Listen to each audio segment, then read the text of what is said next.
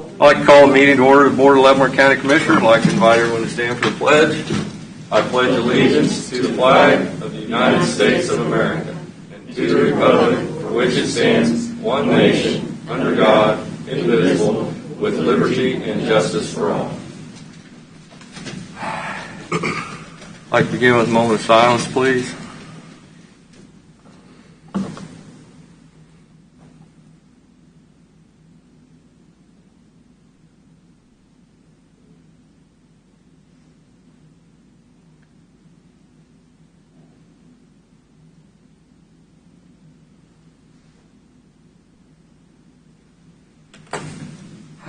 Roll call. Start with Commissioner Cause.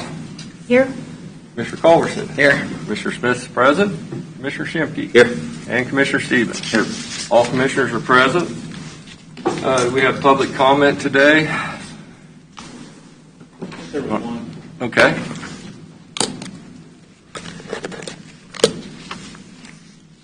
Hi, I'm Crystal Black here from Leavenworth County Humane Society, located at 100 West Gilman Road in Lansing. And the reason I'm here today is to talk to you about an out-of-cycle grant request. Oh, it's okay. That was submitted on December 18th to the county clerk. Have you all had an opportunity to read that? Yes. Well, then I don't feel the need to read it to you. But I would emphasize that for the past 10 or more years, Leavenworth County Humane Society has been providing more or less a pro bono service to the citizens of the county. And we can no longer foot that bill without the county's support. I've discussed it with the sheriff's office, and the sheriff agrees that what we provide is an essential service to the citizens of the county. We've begun an initiative where we're going to start mapping the locations where animals are found and brought to us, so that I'll give you a more clear picture of where the pets are coming from. We don't go out and look for animals. People, your voters, your constituents, your campaign supporters, the people that you talk to and live next door to, they are the ones that are demanding this service. And we've been able to provide it, and we're glad to do that.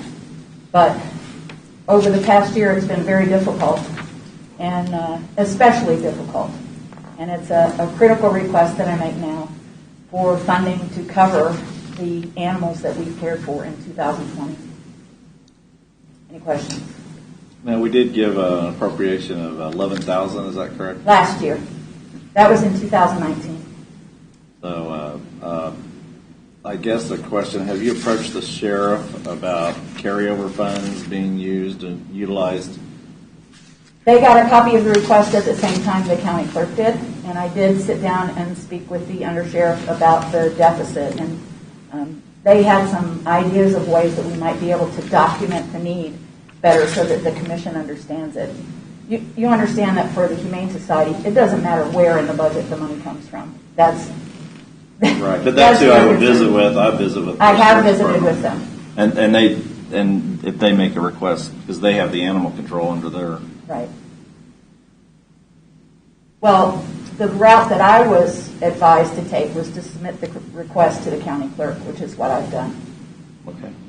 Crystal, remind me, one of the last, it seems like either workshops or work sessions we had on it, we talked about the potential of increasing fees associated with the services that you guys provide to help offset expenses. Was that explored at all? And then I think one of the other things we looked at was what the cities, should or shouldn't do. We talk about, the example I bring up all the time is the LCDC. And we kind of prorate, if you will, based on the size, need, demands of those cities. So what the cities contribute versus what the county contributes, given, as you said, it's essential for everybody in the county, not just those that live in the rural county versus those that live in the city. So about half the animals that come to us are from outside city limits in the county. We have contracts with Baser, who also subcontracts with Tonganoxie.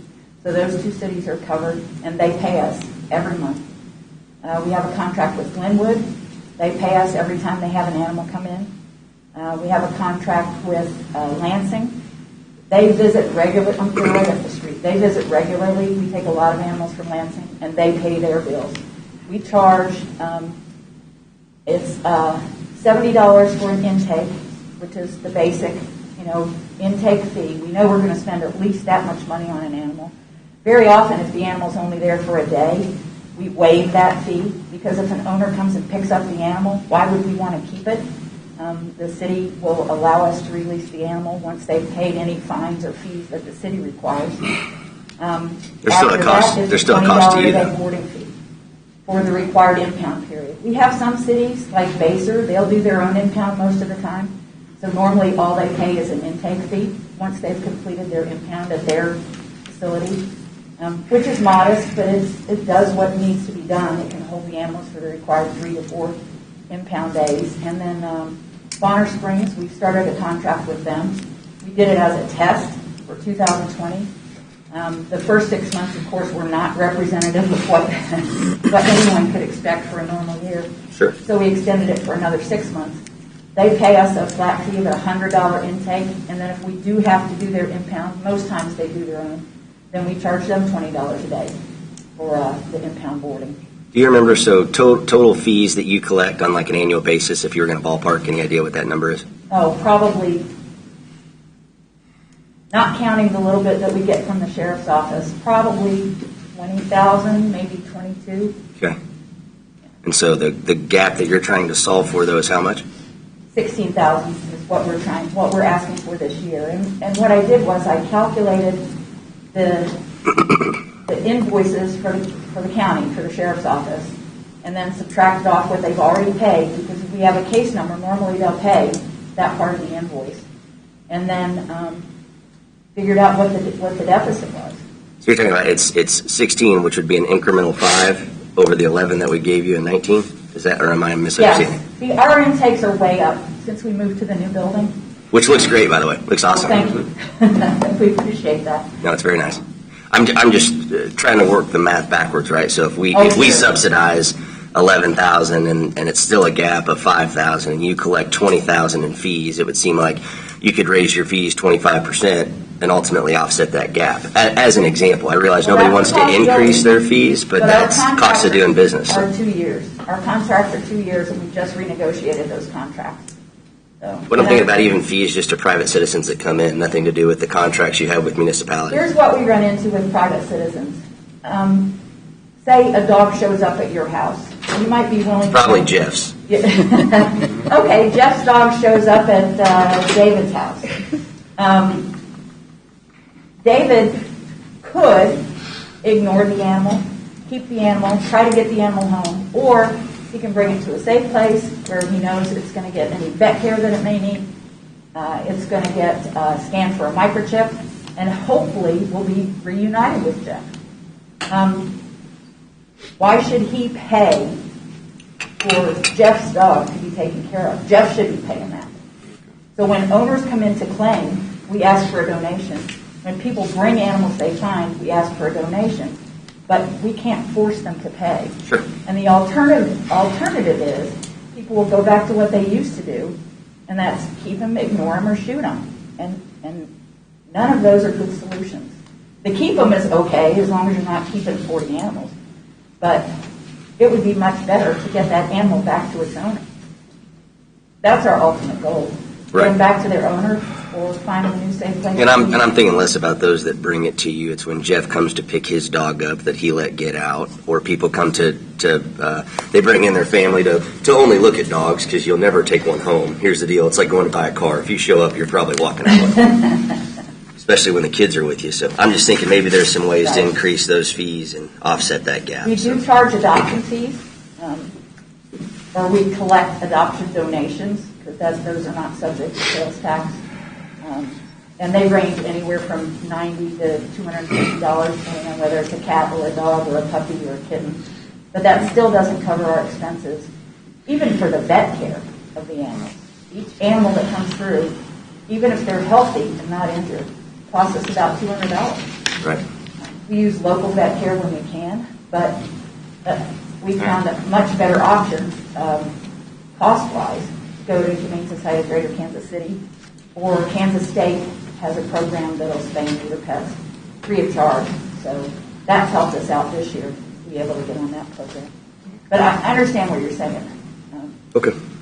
So, Crystal, and and I know everybody appreciates everything you do, and I haven't had a chance to come out and see your new facility, but You haven't? I haven't. Anytime. I haven't. I saw that. I toured the old one, but it's been busy. Well, I know. But I was wondering, do you have, like with the Sheriff's Department, do you currently have like a contract? Or you said you got reimbursed for portions, or sometimes The contract has been offered, and it's a similar contract that we have with the cities. We guarantee that there will be a place for that animal when it comes in. But you don't have one in effect right now? No. Okay. I don't know if they do. I'm sure they do their own contracts, but I know for things like vehicles and I just think they probably go through the county. Probably you need to take this up with the Sheriff's Department. This is going to need to be on an agenda item. We can't do anything today in public comment, obviously, and this sounds like something that the sheriff or undersheriff needs to be participating in, because that's who our animal control department is the sheriff's department. And if during budget time we discussed it, and we did, and I was told it would not be considered for 2021 because of the uncertainties of 2020. Okay. Crystal, is each city paying you now, like a contract? Or Absolutely. Each city, all the cities are? Well, Tonganoxie pays through Baser. We invoice Baser, and Baser invoices Tonganoxie. Okay. And then... the only incorporated city that doesn't contract with us is Easton. Okay. Because they don't really have anybody that's doing that work out there. Okay. And Linwood has a contract. Lansing and Leavenworth? Okay. Not Leavenworth. Leavenworth has their own shelter. Okay. What happens to an injured animal if you get, say, an animal that's been hit by a car or that kind of thing? What's the process typically if you get an injured animal? I'll tell you one that just happened last week, and it was a sheriff's deputy that called us about it.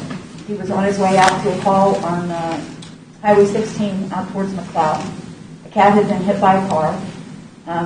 He didn't think the cat was in great shape, so I called Pleasant Valley Vet and asked them if they would see the cat. The deputy was able to transport it to Pleasant Valley Vet, and they took the cat in, examined it, kept it overnight. He had a fractured leg, and what Dr. Simon estimated was severe brain injury. He was not moving, was not recovering, so she asked our permission to have him euthanized, and so that's what we did. But if the cat had needed further care, if he was recoverable, we would have gone and gotten the cat and got him the care that he needed and try to locate the owner. If somebody had been taking care of that cat. Yeah, I knew about that case. My daughter, that's where my daughter works, and she helped to take care of that cat. Yeah. Bernie. Although they called him roadkill. I said, we're not calling a cat roadkill. Well, like I said, this is going to have to be an agenda item. Our allotment for public comments over, so it's going to have to be on the agenda. But thank you for coming up today, Crystal. And keep up the great work. Keep up the good work. All right. Thanks, Crystal. Okay, there's no other public comment. Then we'll move on to administrative business, or any administrative business time. Mr. Lawford? Yes, Commissioners, in some discussions with a couple of the other the commissioners here, and just generally over the course of the last year with the challenges that we faced, one of the Commissioner Shimke specifically had asked if there's something we could do in consideration for the county employees. There are some challenges with, obviously we're not encouraging any group gatherings, so having some kind of a Christmas gathering is off the table. There are other challenges with some of the other ideas that came up. So what I thought you might want to consider for the employees for this year would be the adding a personal holiday like we have already. We have one, but adding a second one for 2021. It would follow the same rules as our current one as far as usage and awarding. But if the commissioner maybe consider that, I think that would be very appreciated by the employees. What's the budget impact of that, or will that fit into our budget? Well, it's covered in the budget because wages are already budgeted for. Obviously, there's an impact in lost productivity for the day that person's out, but versus shutting down the county for an entire day, it's very limited. So it's a better it's a better approach than doing like an extra holiday where we shut the entire county down for a day. And I know that the employees in the past have, when we use them as like when we do some kind of a competition and we use it as an award, it is the favorite thing. So, Yeah. just something I thought you might consider. What if I were to make a motion to award an extra personal day for 2021? I'm For sure employees. somebody will second it. Second? Have a motion and a second to award an additional personal holiday in the calendar year of 2021 for county employees. Any further discussion? So will this be, moving forward, this will be every year, or will this just be for the 2021? Just for 2021. It's a one-time deal. I think anything we can do to offset the disaster of COVID-19 for anybody, especially county employees. Plus, it shows appreciation for our employees because they're the ones that make everything happen. So. There's a lot of stress going on. Yeah. So voting? Aye. Aye. Aye. Aye. Aye. All right, that's carried. Now, if that were like Congress voting for themselves, Mike, it would have been reoccurring forever. Is that your next And it one? might have increased every year. That's right. Yeah, automatic. And they'd get the COVID vaccine right off the bat. That's right. And then they get that first. Anything else? That was all. All right. Tonganoxie, I guess they awarded their bid the other night. Is that correct, Commissioner Stevens? Sewer. The sewer For the bid? sewer, yeah. Yes. Local contractor received that bid. Yep. And then 1.6 something. I think with some of the add-ons and the contingency, it ends up to be a little over $2 million because there's some other stuff that's Okay. outside of what the normal sewer line. Oh, the base project bid was, Base bid was like 1.6, I think, Okay. and All right. when they did the contingency and then they have some debt issuance costs and stuff like that, I think it got up to the $2 million.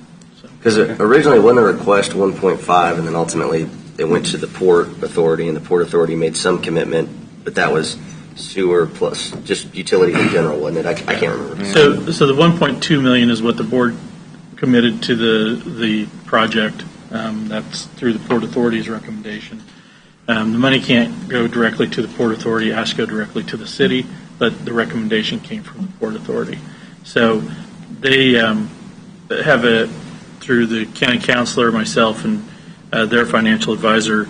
We have the agreement, I think, now. The final language for that. We should be ready to hopefully get that. I don't know if we can get it on for next week, but we'll try, and then be able to cut them the check by the end of the following week. So. And it kind of dovetails with what we talked about last week with the rezoning and everything. You've got to get infrastructure out there in order right. to be able to get. Well, it'd be closer anyway. Yeah. Be closer. Okay, then we'll move on to consent agenda. Is there anything on the consent agenda that needs to be pulled off and voted on separately? No. And make a motion we adopt the consent agenda as proposed. Second. Have a motion and second. Any further discussion on consent agenda items? Voting? Aye. Aye. Aye. Aye. Aye. Are we ready for the county clerk? I have several items today. Each year, at the end of the year, we do an amended budget, and so today we will talk about the funds that are in the amended budget. We also have some board orders that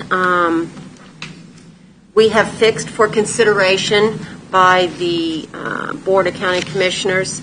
And we have a resolution to waive gap. So I have those three items. We'll go ahead and start with the amended budget this year. This year we amended Road and Bridge. The reason we're amending that is we're doing a board order to move some extra cash that was not able to be used for road projects this year into Road and Bridge capital improvement program for road projects in the future. So that will be our first one. We're going to amend special parks and rec. When we had prepared the budget, we had assumed that we would spend around $15,000, but this year we did spend $17,500, and so we needed to amend it by the $2,500. And remember, the Special Parks and Rec Fund is the money that we receive from the state, and it is only to be used for special parks and rec programs within the county. For instance, the American Legion baseball team would be one example. We're going to amend the solid waste budget. Tammy was able to, really, our solid waste program worked really well this year, and more solid waste or more trucks came in, and so, of course, there was an additional cost associated with that, so we are amending that budget. Also, we have a board order for solid waste, which we'll talk about. Our next one is the 20-year sales tax. Each year, we amend our 20-year sales tax. A lot of that is due to bonding issues that we have. For instance, at the end of last year, we did the temporary note, and so at the end of this year, we took the temporary note and sold bonds, and so we had to renew the 20-year sales tax. Our next fund is the CARES Fund. That was an unexpected fund that we had to set up this year. We did receive $19,204,793, so we have amended that fund by the total amount received from the federal government. Our last amended budget in the general fund would be the ROD Tech Fund. We also have a board order there. There was some additional funding that was taken in through the ROD Tech Fund, and so upon request, we amended that budget, and we can talk about that one a little bit later. Does anyone have any questions about the amendments that we have put forth for the general fund?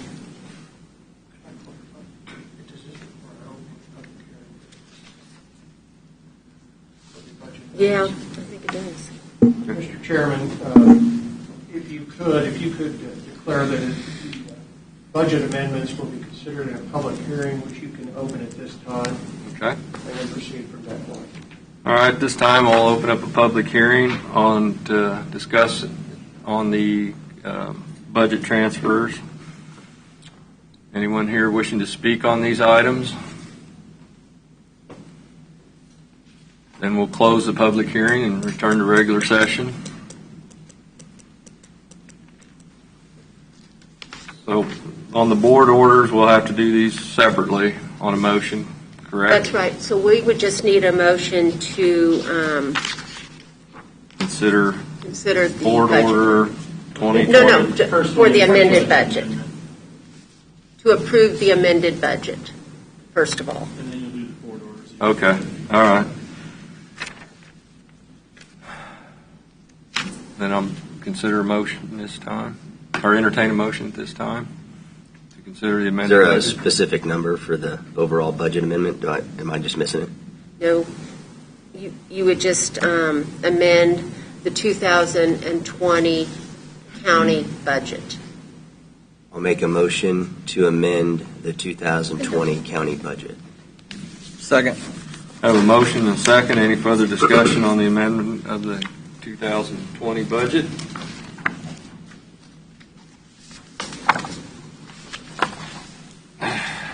We have also, under other special district funds within the county, which is local service road and bridge plus our sewer districts.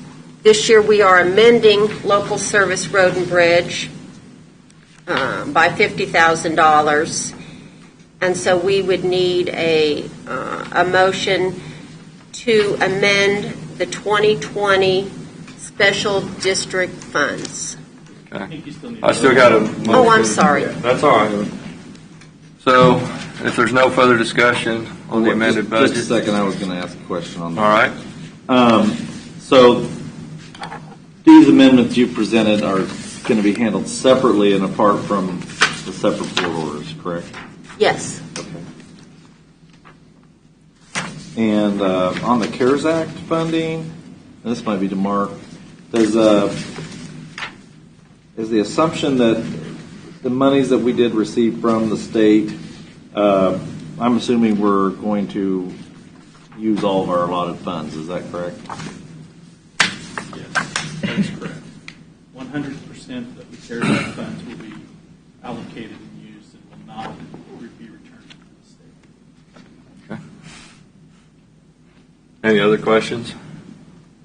And just one more question on this Register of Deeds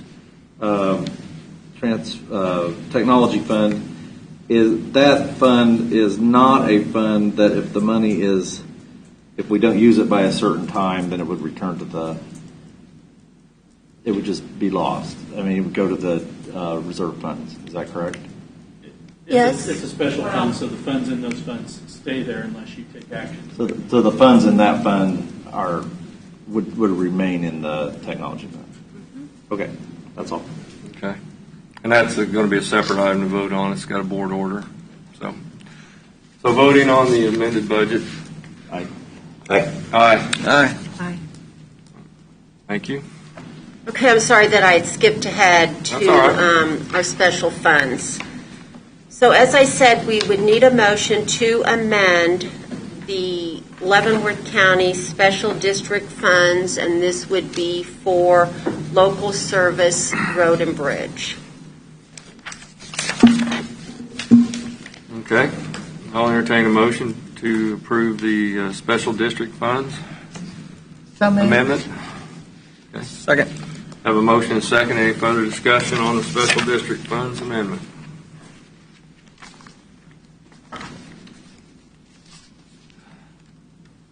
And voting? Aye. Aye. Aye. Aye.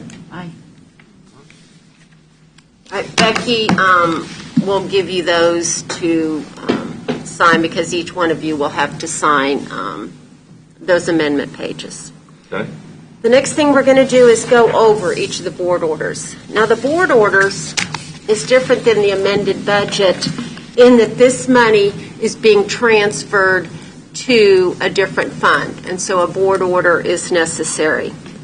The first one we will discuss is Board Order 2020-9. This is taking $1,200,000 from the Road and Bridge Fund to the Capital Roads Fund, which the Commission, we did set that fund up in 2020 for the purpose of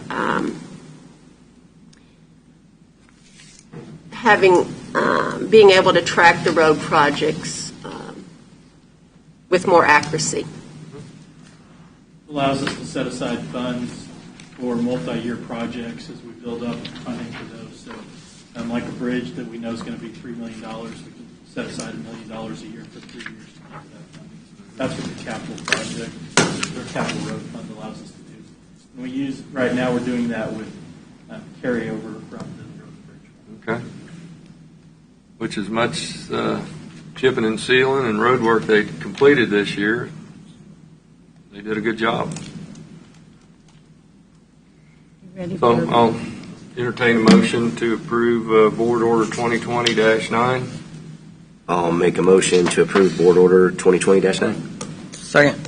Have a motion and a second. Any further discussion? And voting? Aye. Aye. Aye. Aye. Our second board order for consideration is 2020-10. This is transferring funds from the Solid Waste Operating Fund to the County Capital Improvement Fund. This is for $11,585. The Solid Waste Fund had a capital project that did not require all the money that we had budgeted for in 2020. We want to take those remaining funds, move it to the capital improvement fund for a continuing project into 2021. I'll entertain a motion to approve Board Order 2020-10. I'll make a motion to approve Board Order 2020-10. Second. Have a motion and a second. Any further discussion on solid waste? And voting? Aye. Aye. Aye. Aye. Our third board order is 2020-11. This is transferring funds from the special building and grounds fund to the county capital improvement fund. This is money that special building had here at the courthouse that was budgeted for projects. Once again, there were some remaining funds, and we would like to move those to capital improvement for future improvement to the courthouse. And this would be at the courthouse. And it is $16,800. I'll make a motion to approve Board Order 2020-11. Second. Have a motion and a second. Any further discussion on the buildings and grounds? Just one thing, Mark, is that also going to include any of the work over on the hospital? Anything in our capital improvement fund can be used on any of our facilities for buildings and grounds. So it could be, I'm not saying that this is earmarked for that because we don't have any projects identified yet, but it could be. Okay.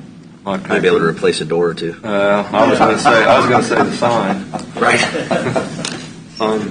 So. Yard mode preview. Okay. If there's no further discussion, voting? Aye. Aye. Aye. Aye. Our next board order is 2020-12. This is taking $25,000 from the election fund and moving it to the equipment reserve fund. This year in the election fund, we also received a $75,000 CARES funding from the Secretary of State's office. And so I wanted to take some of the remaining funds in the election budget and move it to equipment reserve for future purchases of equipment, of election equipment. We try to do that over a 8 to 10 year span so that when we do need new equipment, the money has been put aside. Do you know just because I'm curious, because you can imagine it's still talked about on the news daily. What hardware software system do we use? We use election system and software. I know that there's been some questions about Dominion, as an example. I don't know that there are questions. There's definitely a lot of comments. Because apparently there's still an election going on in Georgia. I don't know if anybody knew. But. In Kansas, there are 3 counties that use the Dominion software.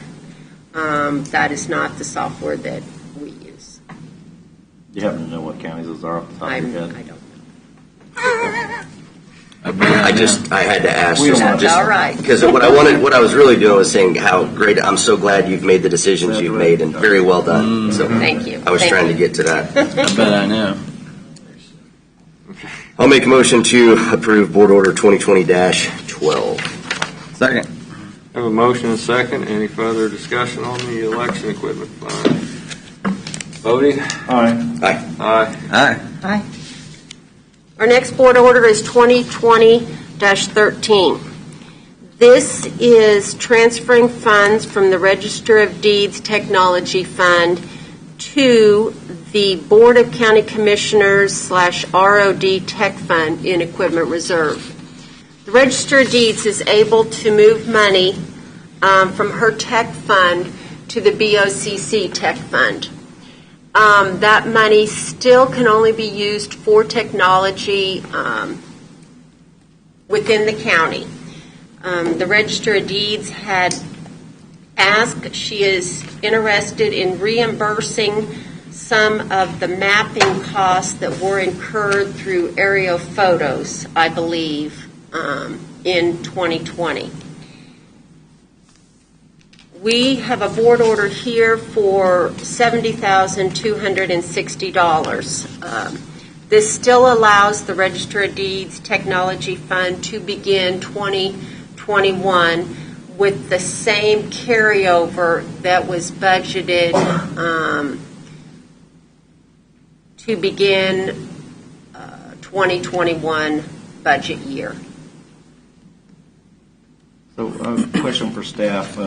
Was there a request for this money to be moved to this fund, the BOCC fund? You mean a request by? By you? No, Or by? no, Okay. I believe the Register of Deeds makes that request. Okay. But didn't you say that it was for reimbursing us? That is the reason Stacy asked to move this money to the BOCC Tech Fund.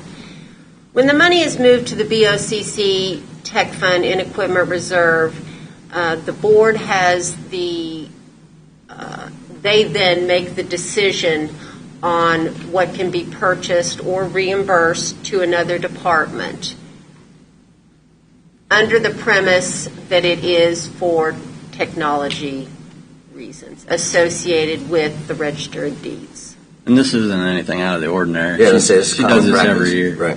For the last 20 years, she's done this. The Right. timing's a little But- different, but other than that, That's usually June. yeah, usually June or July, but it's the same, almost same amount. Well, same I guess the process, reason same I'm everything. asking, I did receive a email from the incoming Register of Deeds, and she asked that this be pushed off so that she'd have an opportunity to review it. And I guess I think that's fair. Well, it seems like every fund that we have, when our overages or budgets are underspent, they go into a reserve, regardless of whether it's specific to technology or capital improvement fund. I mean, it seems like it's pretty standard. And as far as that It would goes, remain- it's going into a fund we could adjust later too. But it would remain in that in the Register of Deeds Technology Fund if we didn't take action. Is that correct? That is correct. So that would give her discretion in her budgeting process, incoming new elected official, to Yep. be able to administrate her office as she sees fit. She could make a recommendation in a month or two to take this action. There'd be no reason, there's no necessity that it happens now. Is that correct? No, the incoming Register of Deeds can certainly come to the board. We do another board order next year.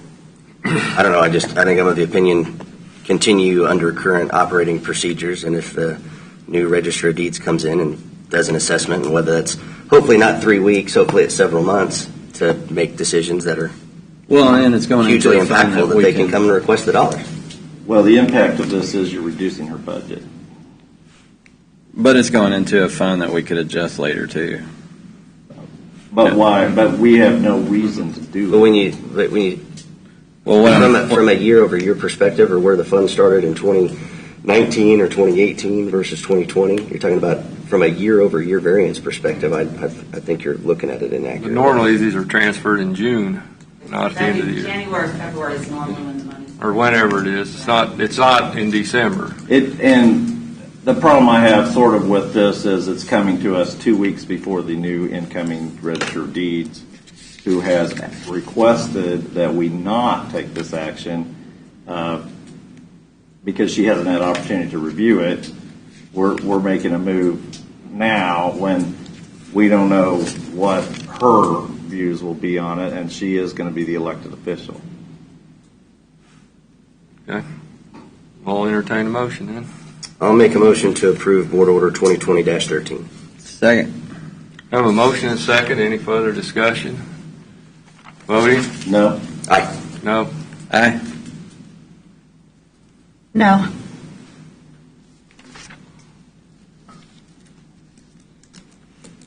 Okay.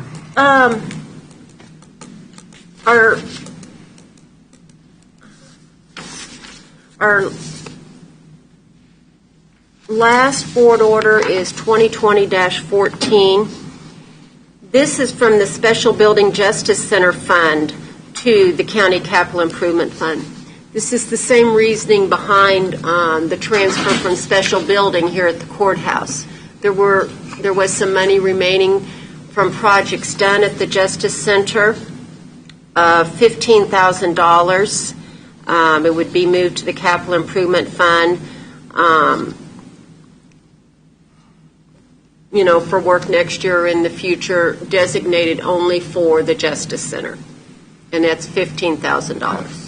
I'll make a motion to approve Board Order 2020-14. Second. Have a motion and a second. Is there any further discussion on the special building fund for Justice Center? Any thoughts, Mike? Good. Once again, that's fine. Voting? Aye. Aye. Aye. Aye. We will have one more board order, but I will let David talk about that one.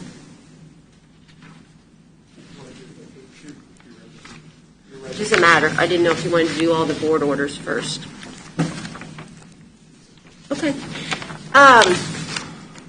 My last thing today is the resolution to waive GAP. Leavenworth County is currently on a cash basis. We have not been under the GAP requirement for, 10, 12 years probably.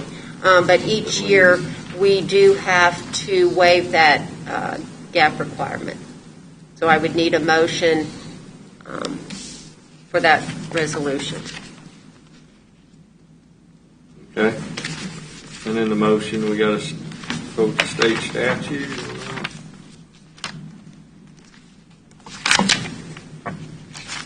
It is Resolution 2020-49. Yeah, but do we got to require this waiving KSA KSA statute number in the motion? Just read the whole thing. Oh, okay. So I'll make a motion, we approve Resolution 2020-49, waiving the requirements for KSA 75-1120 AA as they apply to the County of Leavenworth for year ended 2020. Second. Okay, I have a motion and a second. Is there any further discussion on waiving the GAP requirement? Voting? Aye. Aye. Aye. Aye. All right. Thank you, Commissioners. Merry Christmas. Merry Christmas. Thank you, to Jan. all of Thank you. you. I've really enjoyed working with you guys this year, and hopefully 2021 is It's a little just, easier. Fingers crossed. just looking back on the election and everything else, it's wonder we made it through this. And I tell you, Jan, I just want to say I really appreciate the voting system that you have put in place in Leavenworth County. I tell you what, I don't think you our guys make taxpayers- it easy. The voters out there, I've had so many people work for me, and just much appreciated. Very, very much appreciated from all of the departments. Do you know, Public Works steps up to the plate. Aaron's team. It's just would be impossible. Vicki worked for us several days. Yeah. It's amazing, the county employees that we have. And today, when you took the action to allow that extra personal day, they really do appreciate it. And I know, and I just they wish we could say- do something for all your election workers. We can't give them a personal holiday, I guess. No, But it wouldn't have happened without all these people, and this year was just so challenging. It's amazing we got through this without any incidents or people all of a sudden you had your whole staff out, for COVID Janice exposure or got something. Well, I wasn't on the agenda, but I really just wanted to come up and express my appreciation to the board and to Mr. Lockery for all of the help that you guys have given the county treasurer's office this year. It was a really rough year, and I ran some numbers this morning, and we came up almost $140,000 short in our revenue. I think after I spoke with Janet, we used about $80,000 in the general treasurer with your approval, and I really just wanted to express my appreciation for that. We're going to end with, Janet, about $70,000 we're going to end with. I have this document that the County Treasurers Association prepared for the legislature in 2018, and it's still relevant now. I've given this to Mr. Lawfrey, but I thought that you guys would like to see it. if you don't mind, I'd like to pass it out. Sure. It's basically about the inadequacy of the funding model that the state uses to fund our department. And this is based on three different counties: Johnson County, Haskell County, and Riley County. And I've marked the relevant page. I'd like for you to read the whole thing because it's very interesting, but you can see the deficit that each county incurs using the current funding model that the state has. I'm hoping that there will be legislation presented again in January to change the funding model. With this information, they were proposing that the funding model just be a flat $5 fee that would come out on your renewal notice. Now, every county right now has a different facility fee to make up the difference of what the state model doesn't provide. Right now, we use $1, a $1 facility fee. Johnson County uses $5, a lot of $5. A lot of different counties use different fees. And if we had a flat fee, then everybody would know what they were going to pay when they went into the courthouse, and it would be included on your renewal notice. Right now, you get a renewal notice, and the facility fee is different in every county, and it's added on at the end of your transaction.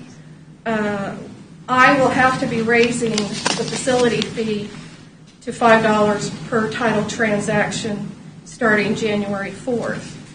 Is there a cap on that? $20? $5 is the cap. Is a cap. And a lot of this was due to COVID, and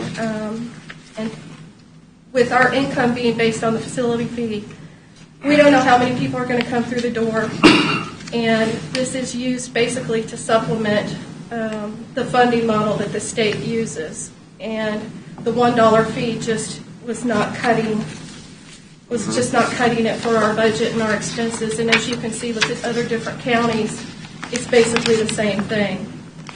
So I just wanted to make a statement that the There's other fees on there, like a couple bucks for the highway patrol or something too. Yeah, there's all kinds of fees there on are all there. kinds of different fees on there. And really, a lot of this originated with the new motor vehicle system. And I know that goes back about 8 years in 2012, but the state of Kansas pushed most of their responsibilities down to the county level. Yeah, they're pretty good about that. It really put the county in a bad position. But I do want to state that we're going to have to raise that facility fee to cover our expenses, and I really appreciate the support that you guys gave us this year. Well, I just hope the legislature doesn't come up with something on vehicles like comparable sales like they do homes. Right. Yeah. I don't really know what they're going to do. They'll give us 3 appraisals or something on what your vehicle's worth. Yeah. So, Janice, do you know where Then there we? wouldn't be any funding problem, would there? So a lot of this, obviously, the transactional impact of not having, near the volume that we would typically in the first and second quarter. correct. Where did we land on the property tax collection side? At one point in time, we were estimating that we could be, substantially short of prior years, but then we were just surprisingly right. not. It was kind of strange because we were just right on where we were in previous years. It wasn't really any different. It ran just exactly like we did in other years, which I thought was odd, but yeah. Well, maybe some of the CARES Act funding helped on some of the commercial side. Yeah, I hope.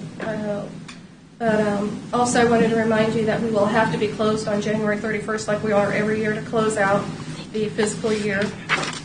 And like I said, I really just want to express my appreciation to you and Mark. And it's been a tough year. Janet's done a wonderful job in helping us.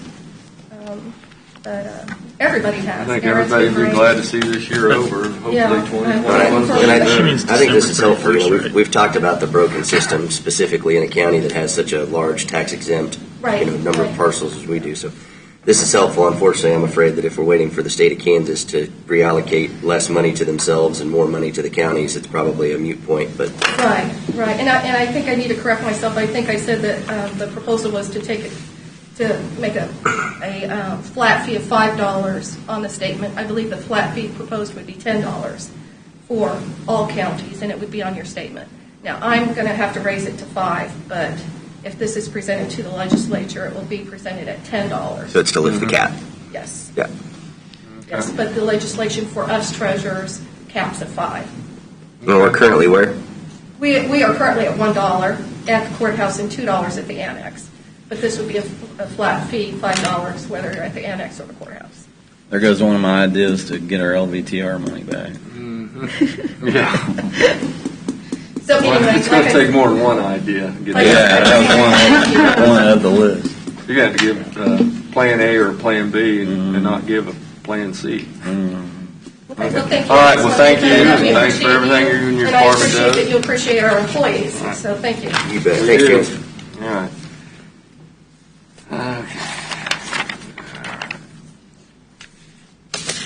So we're ready for the county councilor. Good morning, Mr. Chairman, members of the commission. In the spirit of the holiday season, I'm bringing to you proposed board order 2020-15. It would be the order appointing 2 additional deputy district coroners for the 1st Judicial District. The county coroner, Dr. Hussain, has requested these 2 gentlemen, both who are MDs, be appointed. That provides additional assistance to his office. As I note in the budgetary impact portion of the RBA, this would be handled through the current coroner's budget. They do not receive a salary. We do reimburse their offices for their actual costs. Okay. Any questions of the county councilor? Not, I'll entertain a motion to approve board order 2020-15. So moved. Second. Have a motion second. Any further discussion on the county coroner selection? Voting? Aye. Aye. Aye. Aye. Thank you, gentlemen. Thank you. Thank you. Commissioner Collins. Ready for Bill? We are ready for Mr. Knoll. I wanted to say moving right along. Yeah, moving right along. We have today before you for your consideration is the approval of an interlocal agreement with Jefferson County. Our current agreement with Jefferson County has been in place since the 1960s. It did not have a horizon date on it. However, it was an agreement between the local townships on the west side of Leavenworth County and Jefferson County. So at that point, Leavenworth County was operating in a township system. This agreement updates that agreement, holds the responsibilities as they were, and is between the Board of County Commissioners in lieu of. Should have been one in 05. George Pogge was out there. George Pogge was out there. Yeah. The only records either. Maybe that was just a dream between me and him. Maybe that's what handshake. No, we had a map. But The 05 agreement. We do have maps. The 05 agreement is with Atchison County. no, this is with Jeff. This was Jeff with George Pogge. George Pogge. Yeah. Well, we couldn't find it. So Okay. Well, it was marked up on a map. I had an agreement. Yep. It was an interlocal agreement, so it was. Yeah. Huh. Do you have any problem dealing with those people over there, Bill? I don't have a comment to that. But anyways, this is what needs to happen though on You know all the cities. stakeholders. So. All the cities and the counties that surround us. Yeah. So So this is just a continuation of the interlocal agreements we're trying to get through, and this is reestablishing. If we had no 05, it didn't change from the earlier ones. The only issue with the earliest ones were they were originally in color, and so the scanned copies of it were in black and white where they had marked up the maps so you could tell the 2 different color locations. And so this is just a continuation of the existing maintenance responsibilities for approximately at least the last 50 years. okay. Any other questions, Mr. Knoll? But this is just Jefferson, so This is Jefferson. Atchison, we currently have an agreement with. Linwood, we have the interlocal agreement that you guys approved a few weeks back. And so we're currently working with Douglas County's township representative in order to try to finalize that agreement language, which I think we have come to that agreement, and then we'll be working with. Now in Douglas County, let's get rid of that road behind the bar. Yeah. And then The only city that we have not heard back from, Jeff, and I'll be reaching out to you about, is Easton. We have not heard anything back from Easton, but everyone else, we're in the process of finalizing these agreements and having those in writing formalized. You're ready for a motion? I am ready for a motion. Make a motion, we approve agreement for maintenance of roads along county lines for Leavenworth and Jefferson County. Second. Have a motion and a second. Any further discussion? Voting? Aye. Aye. Aye. Aye. Aye. All right, thank you, guys. Thanks, Bill. Thank you.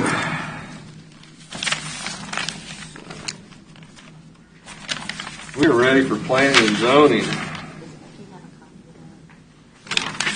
Yeah. Okay, if you didn't, I'd go ahead and sign this one and add it to the other page. Good morning, Morning. Mr. Chairman and Commissioners. Morning, Kristen. Morning.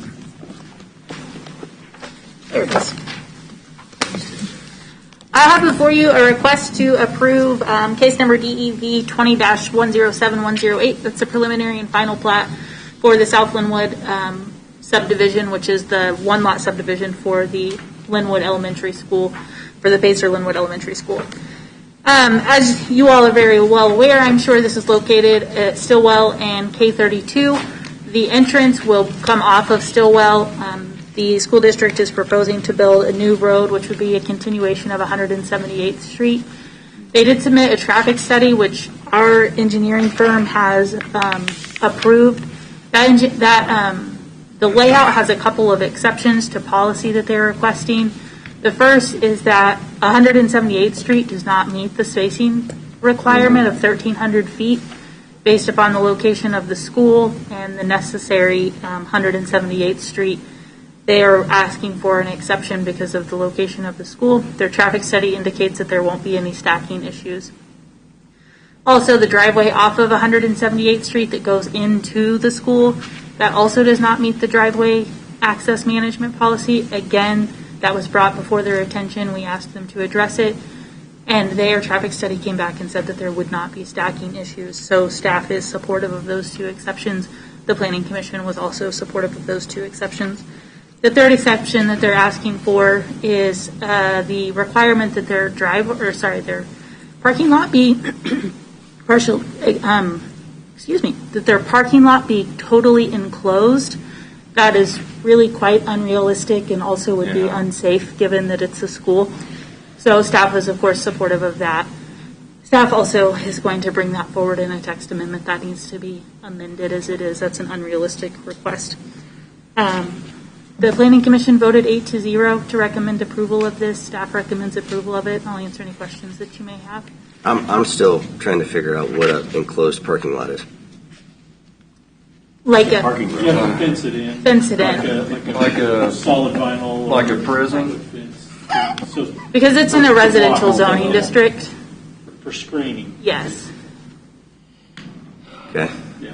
So not a parking garage, not underground parking, just a fence around the Just a perimeter of the fence property. around the perimeter. Because it'd be stupid just to do it around the parking lot, because then that wouldn't even encompass the property or the buildings. So, fully. I mean, unless it, okay. I'll be honest, I did not get all the way through the traffic study. Well, don't worry. Olson and our Public Works Department got all the way Well, I through did it. get through, I just want to make sure that we don't end up with the same situation we had in Tonganoxie when they built their school out on Washington Street, Evans Road, County Road 6, whatever you want to call it. And they had cars stacked up for blocks to get in, blocking the street for several years until they installed turn lanes and all that. And they had a traffic study, too, that said they didn't need any improvements. Sure. So I just want to make sure this doesn't come back on Leavenworth County to have to upgrade Stillwell or something to handle the traffic in the future. Is there any way we can cover that? That this is not going to be the county's responsibility when they've created a monster down there. Mr. Knoll, do you want to attempt to answer that question? I think our county council. Or Mr. Chairman, members of the board, I think that would be best addressed by an agreement between the county and the school district that if at such time in the future the county deemed it necessary to install turn lanes, that it would be the financial responsibility of the school district to have those constructed. I'm not certain if you wish to table this in order to reach out to the school district for that agreement, but once you approve this, your leverage to acquire that agreement might be significantly diminished. You could also make it a condition of approval that at such time in the future, if the county determines that turn lanes are required, that they would be constructed at the cost of the school district. And you could specify the specific locations where stacking may be a concern. Well, I mean, I don't, Mike, I know you know the location, and you've looked at it, and I've looked at it. It's just so close to the K-32, I'm afraid stackings could back up on, I think that and the exceptions that they're asking for, I think you got to be, because those exceptions are that they don't have the distances that we normally would require. Right. I think you have a Right. very valid point. As to follow up on Mark's comments, if the traffic study submitted by the school district is accurate, that scenario will never come into play. If the traffic studies submitted by the school district are not accurate and you do have significant stacking issues, you not only have the safety concerns during the period of time between when those stacking issues occur and turn lanes are constructed, there will then be the issue of who will bear the cost of those turn lanes. And it may not be as bad as Tonganoxie's, because Tonganoxie's was still in the city and they're out there, but it just seems like everybody takes their kid to school. Yeah. So. I have a procedural question. If we would add that as a condition, would that require this to go back to planning and zoning? I do not believe that condition would be such a significant departure from the recommendations that it would require resending to the Planning Commission. Okay, because we had a little bit, when we were talking about the changing of the zoning last week. If it changes, what is substantially changed? If it's more than half changed? Or is that just a judgment call? It's a judgment call dependent upon the circumstances. In this case, the report and the actions between the school district and the county's consulting engineers, it makes obvious, because they're asking for exceptions on some of the driveway policies, that stacking is a concern, has been addressed. The school district believes that it will not be an issue in the future. The county, your consultants raised that issue. You're not dropping something out of the sky onto the school district. They're asking for exceptions. You could grant those exceptions in return for their acceptance of future responsibility. Okay. I don't want to hold this thing up, don't get me wrong. But I do have a concern, because I can assure you that once there's a school built there, there's going to be several houses and subdivisions pop up in that area. Yeah, that's just business. I think that would be reasonable. I agree. If the traffic studies are accurate, then the school district will never have to construct those turn lanes. If the traffic study, for whatever reason, fails to predict the future accurately, then those turn lanes may be required. I believe that the traffic study, the one that was done in Tonganoxie, as soon as they opened the school, they had a problem. That's not the only example. There's more. Well, I know, but this is going to grow down there. They're going to be building a school, and there's going to be subdivisions, I'm sure, very close to that, where people don't take their kids to school. And I just want to make sure the county, the people in Easton aren't paying for this. I agree. So in our motion, we just incorporate the exceptions and the condition? Or would we table it, correct it? Which is appropriate, whatever. You could table this for 1 week to have the appropriate language prepared and submitted. And I know that alacrity is a virtue, but it can come at a cost sometimes. So I would suggest, if you wish to have that condition added, that we table this for 1 week. I'll work with Mr. Knoll and Crystal for the appropriate language and resubmit it to you. So moved. I'm just speaking from my experience. Agree? No, that's a great. Okay, so we have a motion. What's that? I think Bill had something Bill? to add too. Oh, no, I was just standing at the podium in case anybody Oh. Okay, all right. Well, I'm just, from the experience that I had with Tonganoxie one because the county is the one that got all the complaints Right. about that because it's County Road 6 and it was a county-maintained road that all the cars were stacking on. Well, and I can tell you from experience, the Easton grade school did not plan for stacking since it was on a KDOT highway. Mm-hmm. They told them there will be no stacking on 192. So now you're driving through a maze of gravel parking lots to drop your kids off. So Well, that's an option. the planning was not there ahead of time. Okay. So I wouldn't doubt it if they're not anticipating this You're stack. trying to save you some headache, Mike. It's your area. Yep. I think it's great. I mean, anyway. Okay. Yeah. All right, so we have a motion and a second on the floor. Any further discussion? And voting. Aye. Aye. Aye. Aye. Aye. Like I said, I don't want to hold this project up. Yeah, it'd be amazing if you were tasked with something as large as construction, but didn't have any construction background, how that could blow up in your face. Yeah. Crazy thing about experience and how it's relevant. Anyway, Well, good point. Oh, Thank you, I just Crystal. got a question. It's not on here, but we talked about last week when we passed the building codes that they, as long as they got their building permit by the end of the year, would that be as applied for the building permit, or they actually have to have it? As long, because I know No, because they can apply online. if they apply by the end of the year. Okay. then, yeah. All right. So as long as the application's online or just made application, not because I know it takes some time to process it, and it's the end of the year and holidays and pandemic and everything else. Yep, as long as we have it by the 31st. Okay. All right. Thank you. Thank you. Doug, there's Yes. one more thing. We had talked about with County Road 1, if folks did not agree with the way they were ending up being zoned and they agreed with the land use plan that they could make application. And we had talked about waiving their fee for a year, but I think we probably need to formalize that.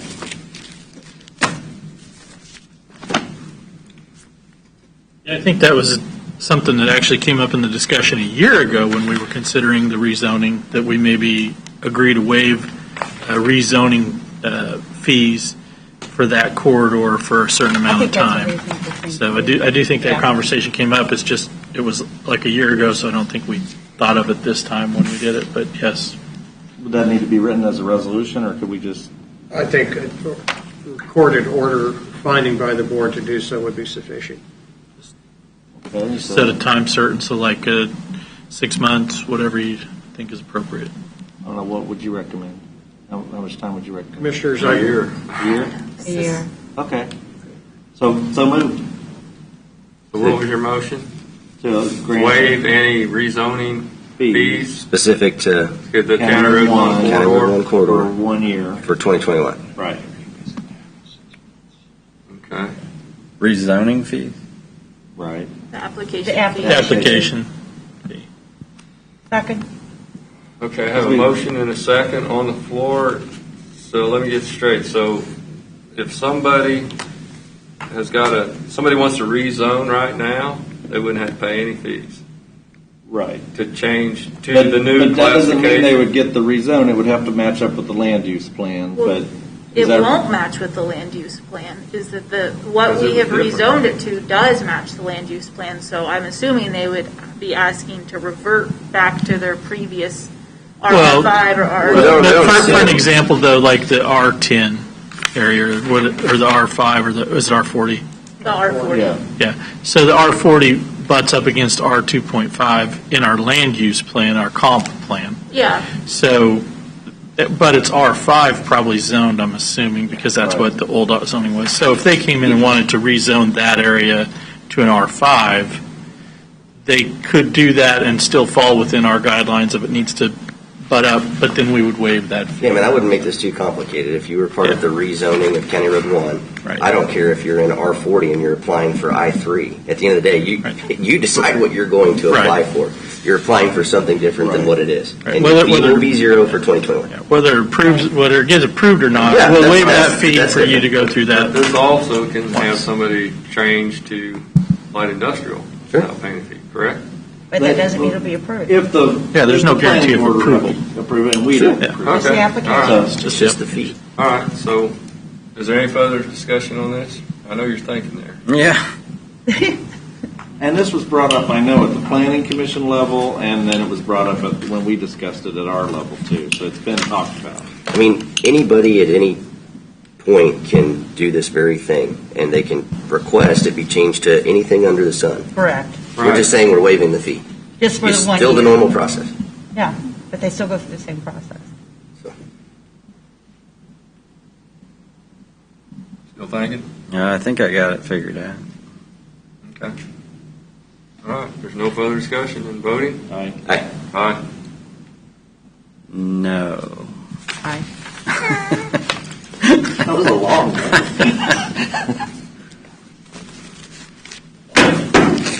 Very weighty no. That was Is that it? Jeffrey. Thank you, Crystal. Thanks, Crystal. Well, have fun with that. Oh, one more. Okay. David, quick question. Are we not, we still got some on the agenda? What's that? Or no? What did you say? Aren't we good on the agenda? Yeah. I didn't hear what you said. Are we done? Are we done? Well, no, I was making sure we were good on the agenda. I just had a follow-up to David. You and I had some emails about a letter of support for the board and enlisting third-party dispatch review audit. So some type of a letter that I was hoping to present that first meeting in January. So is that something maybe next week we could have? Or? Commissioner, I have reached out to the sheriff and Mr. McGaha to obtain an accurate technical description of the current 911 system as well as its operations. Sheriff Dedeke had offered to provide names of potential recipients of that letter for an RFQ to evaluate the 911 system. Due to some circumstances beyond his control, the sheriff would be unavailable to meet probably until sometime next week. Right. My goal, I believe I expressed this to you in an earlier email, was if not to have that presented to the board under administrative business next meeting, the 30th, to have it ready by the 6th. And that I saw that. That's great. I may have gotten confused because I thought my intention was to go in front of the city commission and express, or at least try to get support for why this is a relevant audit to be had of any and all dispatch services in Leavenworth County. Commissioner, I apologize. Versus actually going and trying to find firms to do the work. I believe I misunderstood your direction. I could have that for you within the hour. Even if next week, and I still think it's worthwhile to engage the Sheriff Dedeke and Chuck and the team to figure out if it's met with support, then we already have some potential consultants to work with. Okay. But I think getting the support first is next I'll step. have that prepared for next Wednesday. Okay, thank you. My mistake. No. Okay. Has anybody got anything to report on? I had some complaints about the Easton dump, landfill, debris. C&D? Yeah, debris on the highway between town and the landfill. So worked out a deal with the people at the landfill that once a week they send a gopher out and pick up the highway. Is there anything in your Every- special use permit on that? Well, Crystal's gone, but yeah, it was in there. Okay. And so that specifically wasn't in there about that Okay. sending out a person Okay. once a week. So they've added that. Okay. So once a Good. week, I think it's every Monday or every Friday, they send a guy out and picks up the road. The good thing about that is he picks up any trash, not just what you can clearly tell. Cups, bottles, and spit bottles are doubt if they're from the landfill, but they're picking up everything. Wow. So that's a good thing. If they're looking for comps, at least as of yesterday, tell them to drive between Holiday Drive and I-35 on 435 and see the mess that's left there. And that's the thing is everything's getting blamed on them, so Right. they're making the extra effort. That's good. Also, I've met with Jeff Pittman, talk about the Eastern Gateway project. The very next day, I got a call from Secretary Lorenz's office to set up a meeting. Oh, really? So we're going to meet with them, I think, January 7th. City of Lansing also wants to sit in on that, as they're going to be one of the key players. So That's in the works. Also, I'm going out for estimates for a drone footage to fly that route. I'm hoping to get that done before we meet with Lorenz. That would actually show the route. I think it'll help put it in perspective if a person was to see the actual route and the time it would take to get, for instance, from Home Depot to the airport in 7 minutes. You can't fly it and do the video. Well, we thought about that. I was going to go up with Greg or somebody and hang the camera out the With that window, but drone, it just doesn't quite work the same way. Yeah. Make sure it's strapped on, because most of those Duct tape. videos, they drop the phone. Yeah. So. I was thinking maybe he could just lay on the wing and strap and do it. Duct tape me to the belly of the plane. Yeah. Okay. So, Well, that's good. I'm glad you got a response that quick. But Yeah, that's great. need to get as much done as you can before everybody gets in session. So, I only have Fairmount Township meeting tonight. That's all I've got. I did the Zoom meeting for two different Zoom meetings for the Kansas Beats the Virus. Oh, yeah, that was last Thursday. Yeah, that was that one, and then there was the one before, and then having follow-up meetings, and Sherry Grogan is leading one of the initiatives. They received some grant funding, and it's being administered by the United Ways, just for the purpose of making sure the funding gets deposited, all those types of things. It's not anything that they're formally, they didn't, the grant was approved. And so they are purchasing, for that portion, stickers for the businesses within the county, that just say that, kind of encouraging people that they support the use of masks in their business, and putting those on, and some having materials purchased to have masks made that are cloth masks for people to have more permanent ones that might not have them, and then to order and have a supply for each business to have a supply of masks in their business for people that might be entering to use them. And then Dr. McBratney's initiative is fairly similar there, along with trying to encourage people to, when available, to avail themselves of the vaccine, and then to do more education here as it becomes more of a public thing versus very narrowly defined with people that are in the medical profession getting the vaccines first. But they're also going to be doing distributions of hand sanitizers and masks at the local food distribution places, and have information on proper use of masks.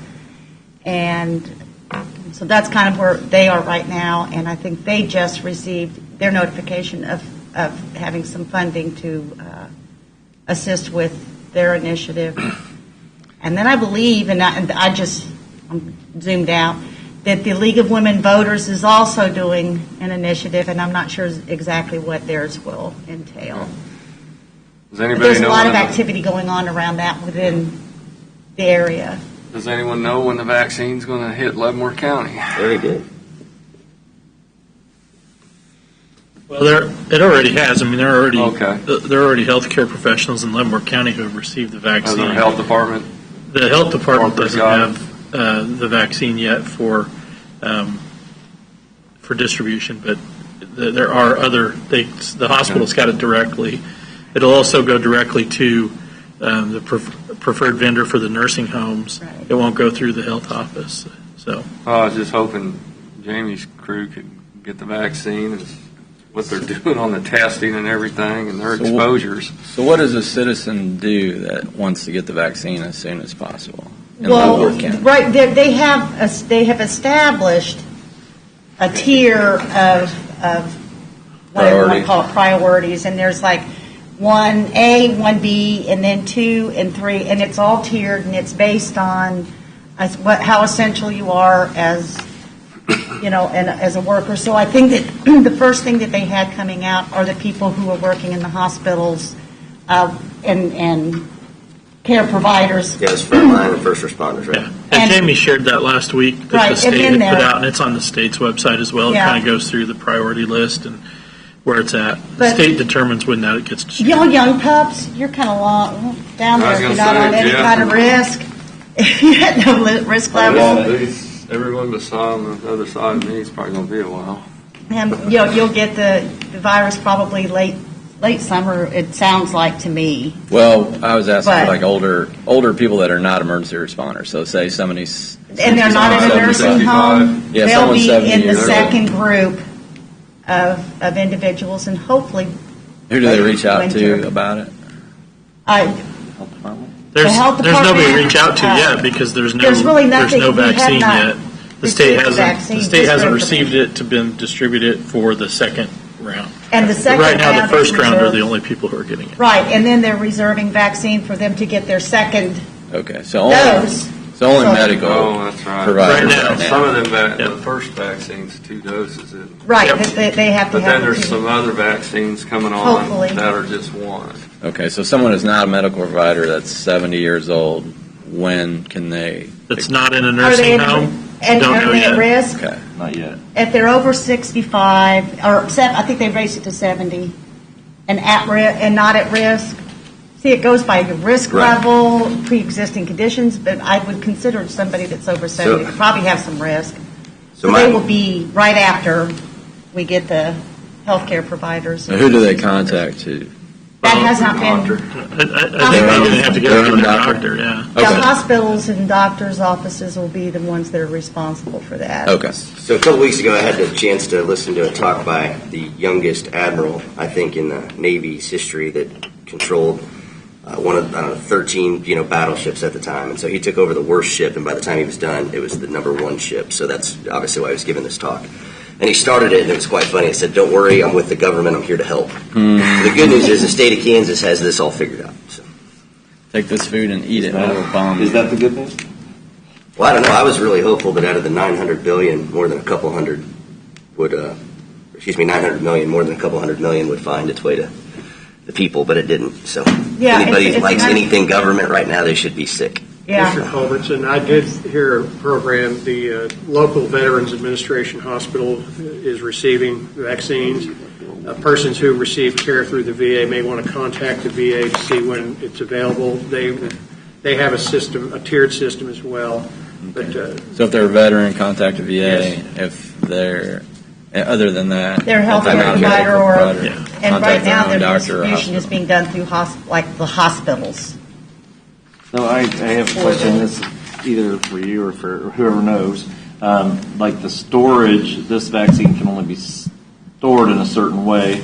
Is the Leavenworth County Health Department going to have, like, storage facilities that are going to be Yes. designed for this? Or does the state provide that? Or Yes. what's the? Yes and yes.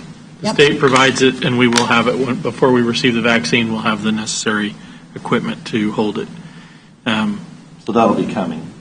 Actually, we've received a lot of that stuff. I don't know if all the coolers are here, but we've received a lot of the preparatory. We just haven't received any vaccines.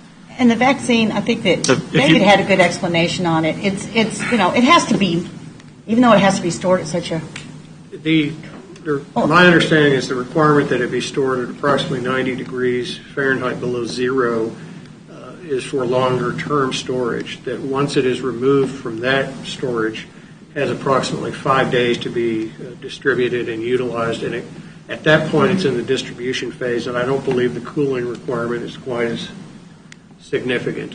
So what Mark is saying is the infrastructure to actually distribute the vaccine is either in place or being put into place. The next step will be to have the vaccine actually distributed because it is time sensitive. That when you receive it, it has to be utilized within 5 days. right. And the goal is to not have a vaccine go stale on you. I will say this, I have a family member that works for the Metro Hospital, and she did get the vaccine and no side effects. No, it seems to be fine, and that I think it's just like the flu vaccine. Now, Todd Thompson's wife, Rabia, she received her vaccine and no adverse effects. Well, let's hope we're on the road to recovery I now. just don't want it to mutate But it's again. still going to be slow going. I mean, you're But it's just, talking it's going to several be, months. it's going to be a slow process because, I mean, that's a lot of people to get vaccinated, to get it all organized, to get the shipments in, to make sure it's time to have the second dose for those that have to have a booster. And then, but along the way, we've got Johnson & Johnson, I think, that's coming pretty close to seeking approval, and there's, Some others, yeah. So several hopefully- others, and as those come on board, Hopefully the market will be flooded with vaccines and Commissioner, on that point, and I'm sure the sheriff, Todd Thompson, would have a comment, just because people will try to take advantage, certainly discourage anybody from purchasing a vaccine over the phone. Right. Solicitation. they're free. It That's should be strip mall. distributed through a licensed medical professional, and unfortunately, I could anticipate that there will be those who will try to take advantage of the situation. I'm And sure of especially that. the aging population. Yeah. Okay. All And right. hopefully late winter, early spring, all the people that are, Right, and that should help all the Should be- numbers. As the more people get vaccinated, the numbers should start going down. But until we all get vaccinated, I guess. So Wear on your another mask. topic, I made a social media with, I don't know if you all got Bill Knowles' memo he wrote to us about all the different grants for road improvements that are available. And I let some people know about that, and I think he's doing a great job. It is. Good thing we had $1.2 million to transfer for these projects on these matching funds. I mean, here's all the documents for everybody to sign. okay, all right. Well, then nothing else. Motion to adjourn. So move. All right. Second. Voting aye. Aye. Aye. Adjourn. Let's